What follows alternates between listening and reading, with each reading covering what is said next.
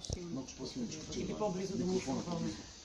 Доста от качествата, които трябва да притежава бъдещия обществен защитник, аз изложих писмено в моите документи, които представих в комисията. Така че сега не ми остава нищо друго, освен да повторя част от тях. Ако има нещо друго, което е важно, ще мога да добавя. Първото и основно качество, според мен, което трябва да притежава бъдещия защитник на интересите на гражданите на община Враца, това е да има усещане за справедливост. Това беше първото нещо, което написах. Да има представа за моралните ценности, да има представа за благоприличие, да има представа за честност, да гледа на всички хора, които застават пред него, като на равни, без да вземат предвид това дали срещу него е застанал един популярен човек от обществото, дали този човек е състоятелен, дали този човек има власт. Всички хора, независимо от своят етнос, от своята религия, от възрастта си, от това как изглежда дори, всички хора трябва да бъдат равни за него. На следващо място, този човек трябва естествено да има представа от администрацията на община Враца. Не само от администрацията на общината, но и от администрациите в общината. Защото на него ще му се налага да се среща не само с служителите в общинската администрация, но може да му се наложи да се срещне с служителите в областната администрация, от служителите в бюрото по труда, социални грижи, от служителите в другите отрасли, които изпълняват обществени и социални функции, които сервис отраслите, ВиК, електротоплификация, пощи, здравните заведения, учебните заведения. Ще му се налага по всяка вероятност, изпълнявайки превентивните си функции по закон, да се среща и с представители на местата за лишаване от свобода и на местата за задържане. Затова той трябва да има представа как работят тези институции, къде се намират, какви хора работят там, как функционират, каква е структурата им, каква е иерархията, как се взаимодействат вътре самите отдели, към кой отдел той може да се обърне при необходимост, в кой отдел най-често се получават проблемите при работа с гражданите. На следващо място, както съм изложила в моето експозе, за самия човек е изключително важно той самия да носи в себе си усещането за делови етикет, да умее да се облича. Първо, не може да си позволи волности в облеклото, не може да си позволя, подготвяйки се за срещата си с вас, след като разбрах вече, че съм допусната. Прочетох правилника на омбудсмана на републиката, където законът е вече в детайли разяснен. В детайли са обяснени доста от функциите, които само са упоменати в закона за омбудсмана.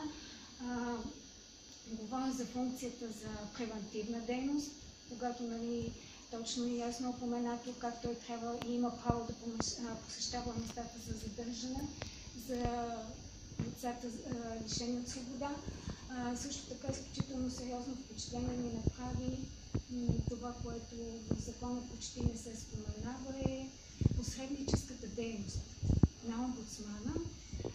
Това е когато даден жалбоподател има някаква подадена жалба срещу дадена институция и не е необходимо тази жалба да бъде непременно доведена до някакъв по-сериозен край или да се пишат някакви сериозни нормативни документи, а е просто необходимо да се направи една среща между жалбоподателя и официален представител на институцията и в разговор между тях тримата да се стигне до едно взаимно приемливо решение. Това е един метод, който е заложен в закона за медиацията и който се използва от медиаторите в медиаторската практика. Който сме приели с колегите от комисията, ще ви дадем и въпросите, които сме подготвили. Първият от тях е: кое е по-различното, с което вие, ако бъдете избрана за омбудсман, ще съдействате на гражданите в сравнение с другите изборни длъжности на община Враца. Пак ще го повторя. С кое е по-различно, с което вие ще съдействате на гражданите на община Враца, в сравнение с това съдействие, което оказват другите изборни длъжности, кмет, общински съвет, народни представители и така. Благодаря ви за въпроса. Да ми припомня една точка от моите виждания, която съм написала, но не ви я споменах сега.